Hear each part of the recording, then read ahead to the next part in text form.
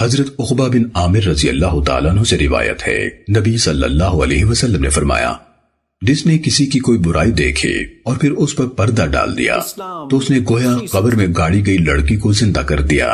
سنن ابو داود حدیث نمبر 4891۔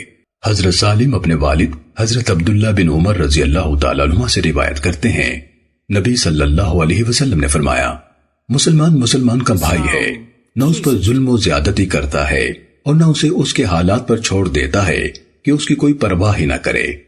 جو شخص اپنے بھائی کے کام میں ہوگا، یعنی اس کی کوئی ضرورت پوری کرے گا، تو اللہ اس کے کام میں ہوگا، یعنی اللہ تعالیٰ بھی اس کی کوئی ضرورت پوری کر دے گا۔